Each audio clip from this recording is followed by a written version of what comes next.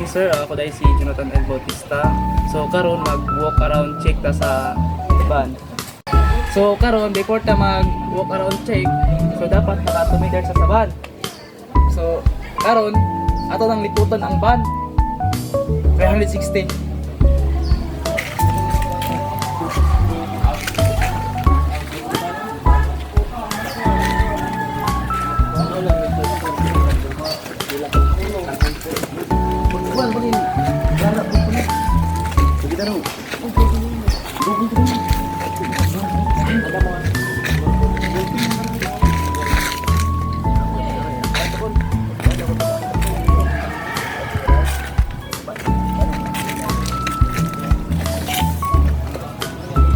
Sa walk around check, so ang the first is front. Dapat atong i-check ang headlights and grill and front bumper. Tara, let's go.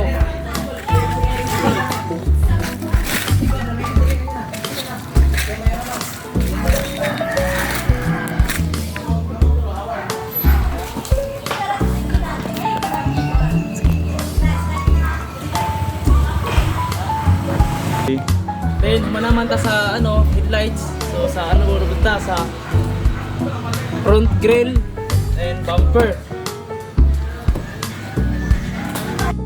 Proceed naman tayo sa left side.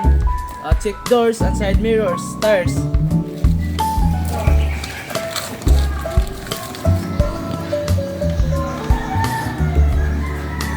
Then side mirrors. Tapos tires.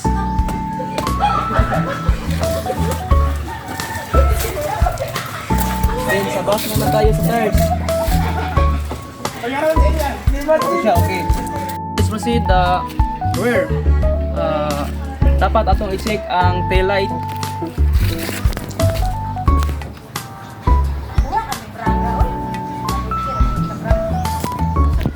Then sunod atong i-check ang exhaust. Ano siya, exhaust. Morning.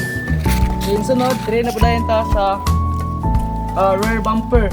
So kasabot ang rear bumper is muna siya ang rear bumper. So ang sunod is mag-check ta sa right side. So muna siya right side.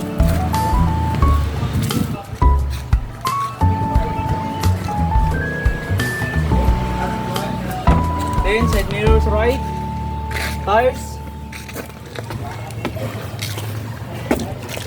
Tapos maybe sa doors.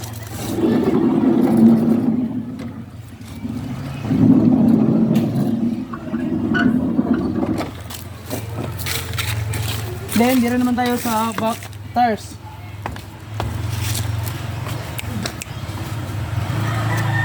See the inside of vehicles.